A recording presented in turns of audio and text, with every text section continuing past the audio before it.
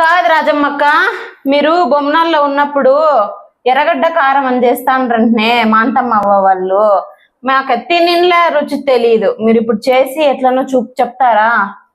ఇదేనా? చెప్తారా? చెప్తానమ్మా. వీడియో తీస్తా అన్నారు అందుకో. మా అమ్మ ఏమేం కావాలా అని చెప్పినారు. ఒకసారి అవి కరెక్ట్ ఉన్నాయా లేదా చూడండి. చూడండి, ఉల్లిపాయలు, చింతపండు, పచ్చిమిరపకాయలు, ఇంగువ, జీలకర్ర, ఒట్టి కొబ్బరి, ఉప్పు, బెల్లం, నూనె. అంతేనా? అంతే. ఇప్పుడు ఏం చేయాలా? ముందుగా మిరపకాయలు, జీలకర్ర వేపుకో. ఇన్ని జీలకర్ర సరిపోతాయా? ఇంకా కొంచెం వేసుకో. ఇంకా వేయాలనా?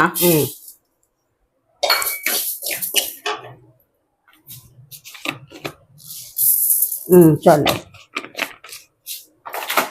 ఎర్రగడ్డలు, జీలకర్ర. మా అమ్మ వాళ్ళు చిన్నప్పుడు బొమ్మనహాల్ అనే ఊర్లో ఉండరనమాట. అక్కడ వాళ్ళు చేస్తుండ్రంట ఈ రెసిపీని.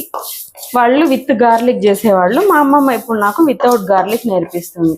వాళ్ళు గార్లిక్ తినరు కాబట్టి మాకు శిక్షే తప్పదు. దీన్ని బాగా చూసారా, సన్నటి సెగ పైన బాగా కమ్మటి వాసన వచ్చేలా వేపాల. నాకు జీలకర్ర వేపుతుంటే ఆ వాసన చాలా చాలా ఇష్టం అన్నమాట. చాలా మందికి అలవాటు ఉంటుంది చింతపండు జీలకర్ర దంచుకొని తినడం. అందులో నేను నంబర్ 1. ఏ టైం ఉండదు, ఏ సీజన్ ఉండదు, ఏమి ఉండదు. ఎప్పుడు తినాలనిపించిందా చింతపండుది, జీలకర్రది, ఉప్పే, కారం పొడే లేదా పచ్చిమిరపకాయ దంచు తిను అంటే అన్నాడు గాని ఆ ఊహ ఎంత బాగుందో. అంతే లేబడేస్తాంటి. మా నాన్న అంటారు, ఇంకా ఇప్పటికీ మారలేదు కదమ్మా నువ్వు. 10 ఏళ్ళప్పుడు ఎంత ఎట్లాంటివి అన్ని తిక్క తిక్కవు తింటాను. తెల్లవాళ్ళు కూడా వేసుకోవచ్చు. 2 పాయలు మీరు తింటారు కదా, అందుకు తెల్లవాయలు వేయను. సాటిస్ఫై. తెల్లవాయలు వేయడం లేదని క్లారిటీ వచ్చేసా అవ్వయికి. Intelligent fellow. మా అమ్మమ్మ జీలకర్ర చూడకుండానే వాసన వస్తోంది తీసేయమ్మా అని చెప్తున్నారు. సో చూద్దాం. అయింది కదా? అయ్యింది. వాసన కమ్మగా వస్తుందా? వాసన వస్తుంది. వేయించుకున్నవన్నీ ఒక ప్లేట్లో వేసుకుంటే మనకి బాగా త్వరగా ఆరిపోతాయి. ఒట్టి మిరపకాయలు వేపుకో. కొద్దిగా ఆయిల్ వేసుకొని ఒట్టి మిరపకాయలు వేయించుకుందాం. అదేనండి ఎండు మిరపకాయలు. చాలామంది నవ్వుకుంటుంటారు వాటి మిరపకాయలు ఏంటివి అని. మేమేం చేద్దాం, రాయలసీమ వాళ్ళం అట్లే అంటాం, మా ఊరి భాష. అయినాయా? అయ్యింది.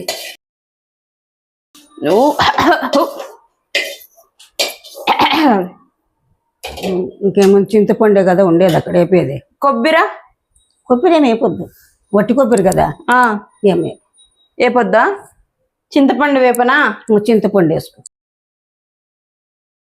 జస్ట్ అలా కొద్దిగా వేడి చేసుకోవాలా. చూసారా అక్కడ కలర్ టర్న్ అయింది. అంతే అమ్మమ్మ, ఇంతే కదా? అంతేనమ్మా. ఉల్లిపాయలు మనం కూరకి వేయించినట్టుగా వేయించకూడదు. మా అమ్మ చెప్పారు ఇవన్నీ రెడీ చేసి ఇచ్చేటప్పుడు. ఉల్లిపాయలు ఎట్టి పరిస్థితిలో ఓవర్ ఫ్రై అయినాయంటే రుచి ఉండవు. తర్వాత చిన్న చిన్న ఉల్లిపాయలు ఉంటాయి చూసారా, సాంబార్ ఉల్లిపాయలు. ఇవి మాత్రమే తీసుకోండి. పెద్ద ఉల్లిపాయలు తీసుకుంటే మీకు రుచి రావు. ఇవే తీసుకోండి. 1 కప్పు.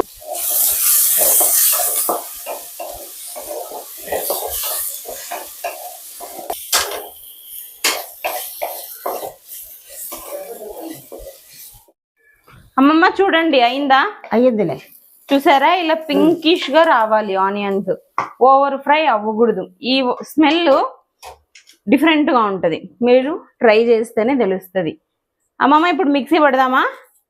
చల్లారినాయి.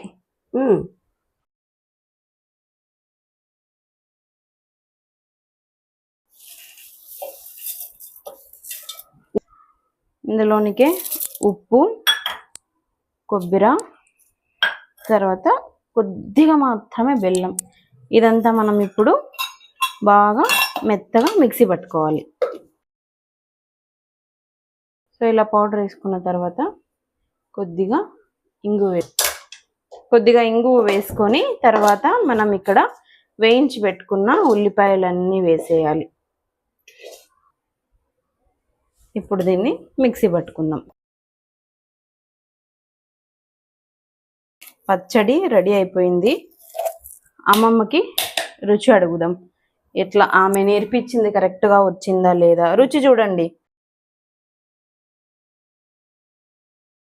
ఉప్పు కారం అన్ని బాగా సరిపోయినాయా? సరిపోయింది. కారం ఉందా బాగా? చాలు. ఇట్లేనా ఉన్నింది అప్పుడు బొమ్మనాల్లో? అది చపాతీలకైతే రొట్టెలకు బాగుంటుంది.